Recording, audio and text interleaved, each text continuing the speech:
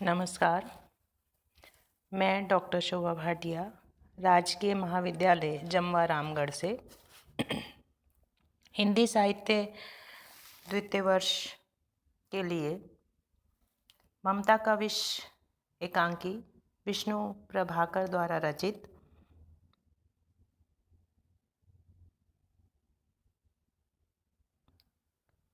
के अंतिम अंश में आज हम चर्चा करेंगे। इससे पूर्व में हमने पिता माँ की सोच, माँ के हृदय की ममता, पिता का यथार्थवादी दृष्टिकोण, बच्चों के प्रति पिता का दृष्टिकोण, विचारशील पिता, डॉक्टर, बीमार पुत्र के इलाज में असफलता को लेकर चिंतित, सुशील बीमार होते हुए भी आगे पढ़ाई करने के लिए तत्पर और देश सेवा के लिए समर्पित होने के विचार रखने वाला व्यक्तित्व। इन सब की चर्चा आज हमने की। इस अंश में सारी चर्चा के बाद क्योंकि सुशील स्वस्थ नहीं हो पा रहा, डॉक्टर की सोच सामने आती है कि वह हैरान है कि एक सामान्य बीमारी भी दवाइयाँ देने के बावजूद भी सही क्यों नहीं हो रही है। उन्हें चिंता है कि 14 पुत्रों में से सिर्फ एक यही पुत्र बचा है और माँ स्वयं उसकी देखभाल कर रही है, दवाइयाँ सही हैं, तो ऐसा क्या कारण है जिसकी वजह से सुशील सही नहीं हो पा रहा। डॉक्टर को अपनी कुशलता पर विश्वास है। कुशल चिकित्सक के रूप में वह रोग को दूर करने के सभी पहलुओं पर विचार करता है और सोच में पड़ा हुआ है कि ऐसा कोई भी कारण नज़र नहीं आ रहा कि सुशील स्वस्थ ना हो। लेकिन हैरानी की बात है कि सुशील स्वस्थ नहीं हो पा रहा है। यही सोचते हुए डॉक्टर सुशील के पिता से मिलने जाता है और चर्चा करता है कि क्यों आखिर सुशील स्वस्थ नहीं हो पा रहा। सुशील की आत्मशक्ति उसे स्वस्थ होने के लिए प्रेरित करती है और वह कॉलेज जाने की रट लगाए रहता है। पिता भी इस बात को समझते हैं कि किस तरह से क्या कार्य किया जाए जिससे कि सुशील स्वस्थ हो सके। आपसी चर्चा में डॉक्टर और पिता ये निर्णय करते हैं कि अब देखना पड़ेगा कि आखिर कमी कहाँ आ रही है। इसके लिए पिता भी डॉक्टर का साथ देते हैं और अपनी ममेरी बहन को बुला लाते हैं जिससे कि 24 घंटे सुशील पर नज़र रखी जा सके कि आखिर ऐसा क्या कारण है जिसकी वजह से सुशील स्वस्थ नहीं हो पा रहा, जबकि ज़्यादा बीमार होने के बावजूद वह ठीक भी होता है, लेकिन पूर्ण रूप से वह ठीक नहीं हो पा रहा कि वह कोई कार्य कर सके। डॉक्टर चाहता है कि ये बात किसी को पता ना चले कि उनकी निगरानी की जा रही है और यही सोचकर पिता के साथ मिलकर वह निर्धारित करते हैं कि किस तरह से क्रमशः पहरा देते हुए वह 24 घंटे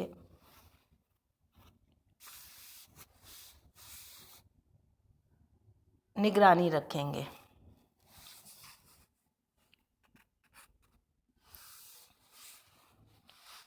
डॉक्टर स्वयं उसकी निगरानी करने के लिए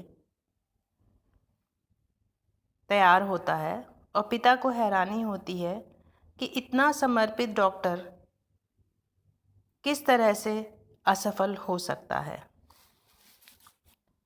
बराबर दूसरे कमरे में से सुशील पर नज़र रखने का प्रयास किया जाता है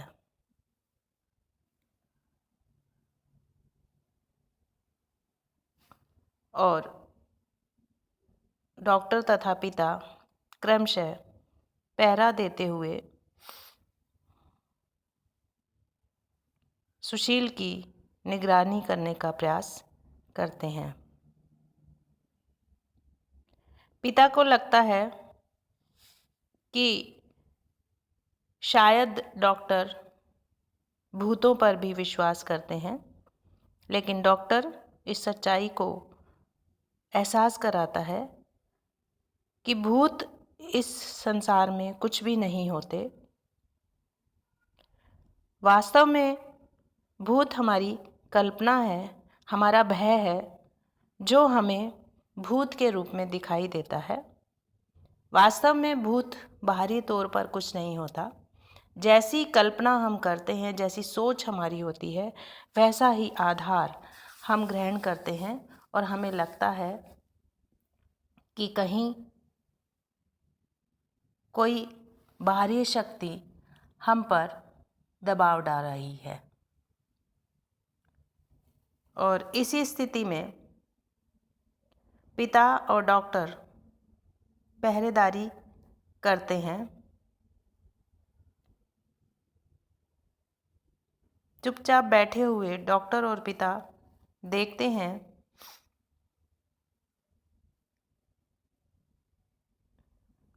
और उन्हें हैरानी होती है कि एक साया सुशील के कमरे में जाता है और उसे दवा देने का प्रयास क्रिया रूप में दिखाई देता है, लेकिन वो देखते हैं कि सारा काम करने के बाद उस दवाई को सुशील को ना देकर चिलमची में खाली कर देता है। डॉक्टर हैरान होता है कि वह और कोई नहीं बल्कि सुशील की माँ थी। तुरंत ही पहचानने के बाद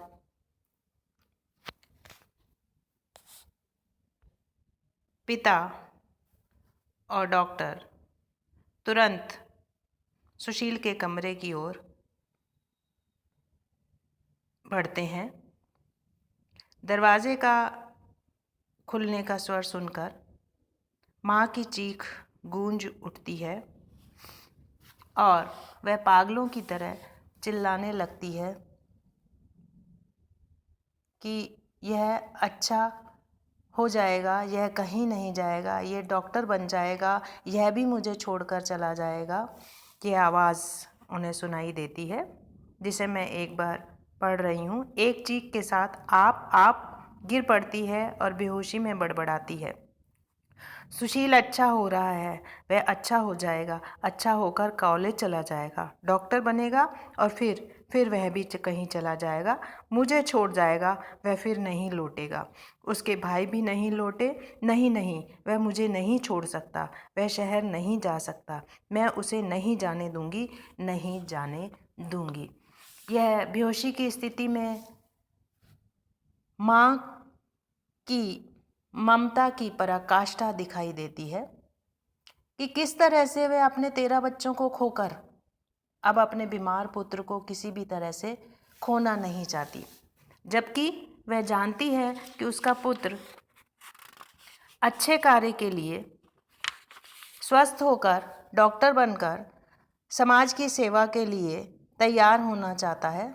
लेकिन माँ के हृदय की पीड़ा ये है कि जिस तरह से उसके 13 बच्चे एक एक करके चले गए हैं, कोई अकाल मृत्यु को प्राप्त होकर और कोई देश सेवा के नाम पर उससे दूर हो गए हैं, और अब उसके पास कोई भी बच्चा नहीं बचा है। सुशील की बीमारी उसके लिए महत्वपूर्ण हो उठी है कि अगर सुशील स्वस्थ हो गया तो वह भी दूसरे बच्चों की तरह माँ को छोड़कर चला जाएगा। ऐसी स्थिति में माँ के हृदय की पीड़ा की अभिव्यक्ति मर्मस्पर्शी और करुणापूर्ण रूप से लेखक ने यहाँ की है कि किस तरह से माँ एक एक करके अपने 13 पुत्रों को खोने के बाद दयनीय स्थिति में आ जाती है और ममता के वशीभूत होकर वह अपने 14वें पुत्र को किसी भी तरह से खोना नहीं चाहती है। यहाँ हमारे सामने एक बात स्पष्ट होती है कि समाज में या व्यक्ति में अच्छाई और बुराई दोनों हैं। अच्छाई महत्वपूर्ण है, लेकिन जब अच्छाई पर स्वार्थ का आवरण आ जाता है, हम स्वार्थी होकर कार्य तो अच्छा हो लेकिन स्वार्थ के कारण उसे पूर्ण नहीं होने देना चाहते हैं, तो वह किस तरह से हमारे लिए घातक हो जाता है। इस चित्र को उभारने का प्रयास किया गया है कि माँ ममता के वशीभूत होकर अपने बीमार पुत्र को दवाई नहीं देती। डॉक्टर हैरान परेशान है कि क्यों इतना सामान्य सा बुखार सुशील का पीछा नहीं छोड़ा, और ममता के वशीभूत होकर माँ अपने पुत्र को दवाई ना देकर उसे फेंक रही है। एकांकीकार ने बड़ी कुशलता के साथ माँ की ममता को दर्शाया है, जो कि हमें उत्तेजित भी करता है, रोमांचित भी करता है, लेकिन इसके साथ ही इस दिशा की ओर संकेत करता है कि किस तरह से अच्छाई भी बुराई का रूप ले लेती है। वो ममता जो कि किसी भी बच्चे के लिए आवश्यक है, माँ की ममता विशेष रूप से कभी भी दूर नहीं हो सकती, लेकिन वही ममता स्वार्थ के वशीभूत होकर किस तरह से सुशील के लिए जहर का कार्य कर रही है, उसकी माँ को यह समझ में नहीं आ रहा है कि इस तरह से स्वार्थ में अंधी होकर वह सोच नहीं पा रही है कि इलाज ना होने के कारण, बीमारी दूर ना होने के कारण उसका ये आखिरी पुत्र जिसे वो अपने पास रखना चाहती है, वह भी असमय ही मृत्यु को प्राप्त हो जाएगा। व्यक्ति किस तरह से अपने मतलब के लिए या ममता के वशीभूत होकर माँ भूल जाती है कि वह अपने ही हाथों अपने ही पुत्र का नुकसान कर रही है।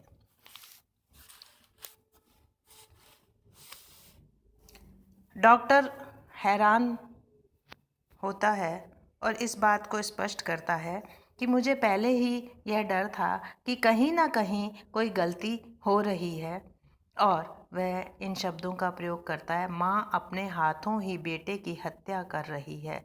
पिता हैरान होता है कि स्वार्थ के वशीभूत होकर माँ को यह पता नहीं चल रहा कि वह किस तरह से अपने ही हाथों अपने बच्चे की हत्या कर रही है। हाँ, माँ अपने ही हाथों हत्या कर रही है। यह वह जानबूझकर नहीं करती। ममता ने उसे पागल बना दिया है। होश में आने पर वह स्वयं नहीं जानती कि वह क्या करती है। वह उसे अपना समझती है, केवल अपना। यही स्वार्थ, यही ममता का विष। माँ, मैंने उसे पाला पोसा है, वह मेरा बेटा है, मैं उसे कहीं नहीं जाने दूंगी, कहीं नहीं।